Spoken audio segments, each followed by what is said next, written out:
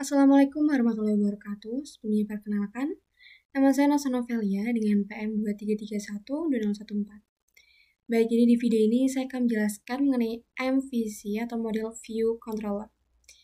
Di mana di sini saya akan menjelaskan mengenai beberapa poin.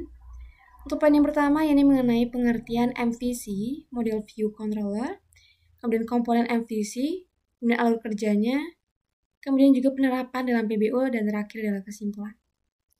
Baik, untuk yang pertama, yakni mengenai pengertian apa itu MVC atau Model View Controller. Nah, MVC atau Model View Controller ini adalah sebuah arsitektur perangkat lunak yang digunakan untuk memisahkan logika aplikasi menjadi 3 bagian utama, yaitu model, kemudian view, dan controller.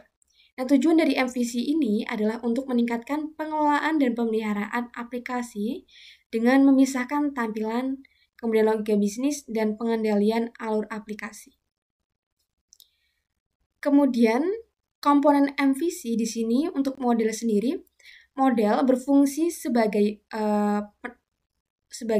tempat untuk menangani data dan logika aplikasi, yang dimana model tidak tahu mengenai bagaimana data ditampilkan atau bagaimana interaksi pengguna ini terjadi. Nah, model ini hanya berfokus pada pengambilan data dan pemrosesannya. Nah, untuk contohnya di sini misalnya dalam aplikasi e-commerce, nah model ini akan mengatur data produk, kemudian harga dan stok yang ada di dalam database. Kemudian untuk view sendiri, view bertanggung jawab untuk menampilkan data yang diterima dari model kepada pengguna. Nah, view ini hanya menangani aspek antarmuka pengguna atau UI dan tidak berhubungan langsung dengan logika bisnis. Untuk contohnya sendiri, seperti dalam aplikasi e-commerce, view akan menampilkan halaman produk, informasi harga, gambar, dan tombol beli. Dan kemudian untuk controller, nah controller ini bertindak sebagai penghubung antara model dan view. Ia menerima input dari pengguna, kemudian memprosesnya menggunakan model, dan mengarahkan alur tampilan dengan memanggil view yang sesuai. Untuk contoh, ini seperti pada aplikasi e-commerce, nah controller ini akan menangani permintaan pengguna seperti menambah produk ke keranjang atau mengonfirmasi pembeliannya. Kemudian selanjutnya, untuk alur kerja MVC. Jadi untuk alur kerjanya, pertama di sini pengguna akan berinteraksi dengan view, di mana pengguna di sini akan mengklik tombol atau mengirimkan input melalui form, kemudian dilanjutkan dengan controller menerima inputan dari pengguna. Nah, controller ini akan memproses input tersebut dan memutuskan tindakan apa yang perlu diambil. Kemudian controller akan memperbarui model. Nah, berdasarkan input dari pengguna sebelumnya, nah controller ini mungkin perlu mengubah data pada model, seperti memperbarui jumlah produk di keranjang dan sebagainya. Kemudian lanjut lagi, di sini model akan memperbarui data. Nah, model mengubah data atau mengambil data dari database sesuai permintaan dari controller. Kemudian controller akan memperbarui view. Nah, setelah model ini diperbarui, nantinya controller akan memberitahukan view untuk memperbarui antarmuka pengguna dengan data yang baru. Kemudian di sini penerapan dalam PBO-nya. Nah, jadi di sini untuk studi kasus, yakni sistem perkalian angka. Nah, jadi sistem ini memungkinkan pengguna untuk memasukkan 2 angka, dan kemudian sistem akan menghitung hasil perkalian dari kedua angka tersebut.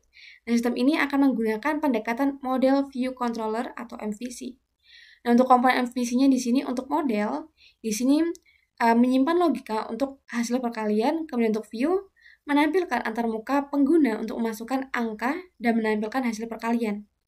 Kemudian untuk controller sendiri, ini untuk menghubungkan model dan view, ini mana menerima input dari pengguna dan memperbarui tampilan berdasarkan hasil perhitungan.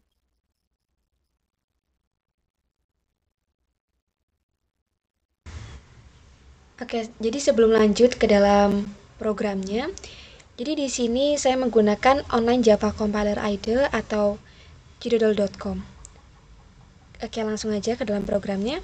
Oke, di sini yang pertama itu adalah kita menggunakan import Java Util Scanner, yang dimana ini nantinya akan berfungsi untuk membaca inputan dari pengguna menggunakan keyboard. Kemudian dilanjutkan dengan kelas perkalian model. Nah, kelas perkalian model ini bertanggung jawab untuk logika perhitungan. Dalam hal ini, menghitung hasil perkalian dari dua angka. Kemudian terdapat metode hitung perkalian ini. Nah, di sini program akan menerima dua parameter, yaitu angka 1 dan angka 2, yang merupakan angka yang akan dikalikan. Kemudian, return angka 1 dikali dengan angka 2, yang dimana nantinya akan mengembalikan hasil perkalian antara kedua angka tersebut. Kemudian dilanjutkan dengan kelas perkalian view. Nah, di sini kelas perkalian view ini bertanggung jawab untuk menampilkan informasi kepada pengguna nantinya.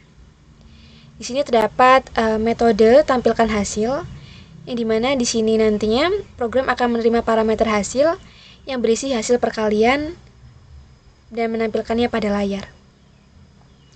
Kemudian di sini terdapat metode tampilkan input dan metode tampilkan input kedua. Di sini program meminta input dari pengguna, yaitu angka pertama dan angka kedua, dengan menampilkan pesan di konsol untuk meminta pengguna memasukkan angka. Kemudian lanjut ke dalam kelas perkalian controller. Nah, kelas perkalian controller ini adalah penghubung antara model dan tampilan. Nah, controller ini menangani alur logika aplikasi. Di sini terdapat metode proses perkalian. Di sini nantinya program akan meminta input dari pengguna menggunakan metode tampilkan input dan tampilkan input kedua dari view. Kemudian program akan mengambil angka yang dimasukkan menggunakan objek scanner.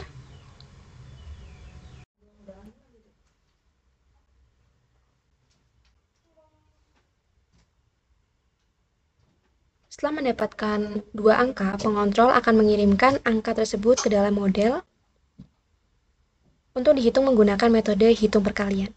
Kemudian setelah hasil perhitungan diperoleh, pengontrol akan mengirimkan hasil ke tampilan hasil atau view tampilan hasil. Kemudian lanjut ke dalam kelas main, yang dimana kelas main ini adalah tempat untuk mengakhiri program.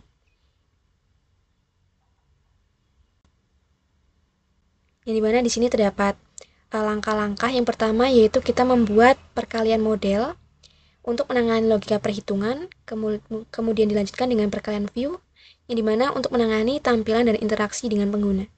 Kemudian dilanjutkan dengan membuat objek perkalian controller yang menghubungkan model dan view. Kemudian di sini kita akan memanggil metode proses perkalian pada pengontrol untuk memulai alur aplikasi, yaitu meminta input dari pengguna, menghitung hasil perkalian dan menampilkan hasilnya. Oke, di sini coba kita execute.